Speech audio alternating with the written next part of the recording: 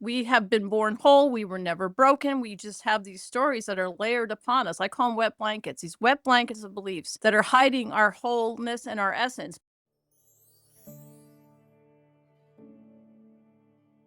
What if the stories you've been telling yourself are the very thing holding you back from healing and aligning with your purpose? On today's Spirit Reboot series, I'm joined by transformational life coach, author of The Stories We Tell Ourselves, Tricia Baxley, who teaches that pain isn't the end of our story. It's the beginning of awakening. Tricia, welcome. Thank you. Glad to be here. I'm glad you're here too. I understand your story basically led you from the financial world into a world of healing to help people transform. Exactly. And 10 years ago, I was wakened with a knock on the door by 4 policemen, and I was told my husband had taken his life. And as you can imagine, it was exceptionally devastating, traumatic, shocking. Felt like I had my skin ripped off, and literally from one minute to the next, I felt myself being somebody I didn't know who I was anymore. And blessedly, I heard this voice in my head at the very first moment of this happening is you're never going back to the way things were. And that voice served as a guidepost for the next 10 years. And through that experience, I was able to understand that grief is not something we just get through. Yes, we go through the stages of anger and finally into acceptance, but the real part of grief is the transformation that can take place in our life if we're willing to walk through the fire. Love it. So your work centers on the idea of the stories we tell ourselves and how they shape our reality. So how do these stories form and why do we hold on to them even when they no longer serve us? They form from childhood. Some of us have them formed through trauma. That was my case. And it's a reaction to the trauma that took place. And we're getting stories fed to us our whole entire life, right? Our peers, our teachers, our religion, all these things are all feeding us these stories about ourselves. And we're slowly getting programmed to the point where we actually believe this is who we are. When we're children, we don't have those skills to question ourselves. So we just absorb all these things. And in my case, I knew I wasn't getting the love that I needed to grow and to nurture myself to be authentic. And so what did I do? I created this person who lived outside myself. I was an amazing runner. I was always looking at the next goal. I was always trying to achieve the biggest thing. I was balancing and juggling a million different things because at the end of the day, I was trying to fill my cup from the outside in. And when my husband died, all of that was stripped away. It was like everything I'd ever known to be true about myself just vanished. And it became very apparent that I actually had no idea who I was. So many people today are carrying trauma that creates this self-doubt, limiting beliefs that keep them stuck.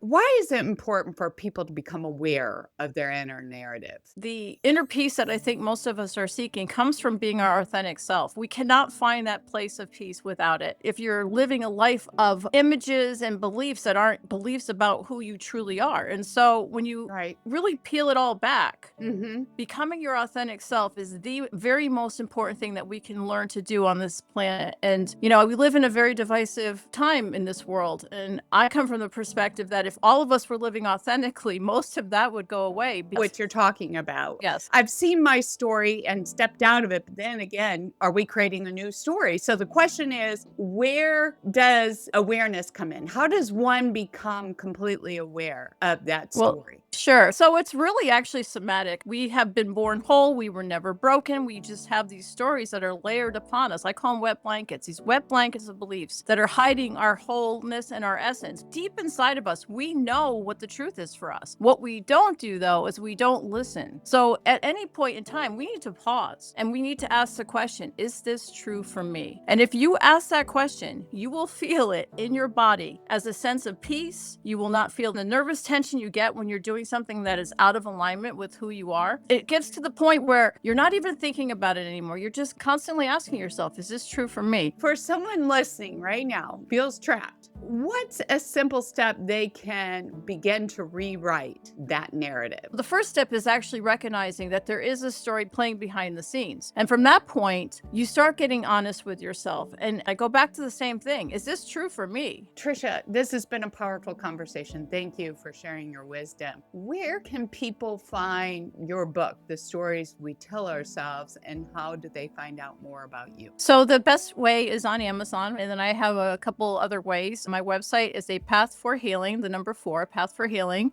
tricia.com. Please feel free to reach out. I think the world can be changed by being authentic. I agree with you. And remember, you're not your past. You are the author of what comes next. Tricia Precisely. said. So if you like this segment and you want more spiritual insight, guidance, and answers, please follow and subscribe on the Radio Medium podcast. Share it with your friends and family who may benefit from this message. And be social with me. I'd love to hear your thoughts about this topic on Facebook, Instagram, YouTube too.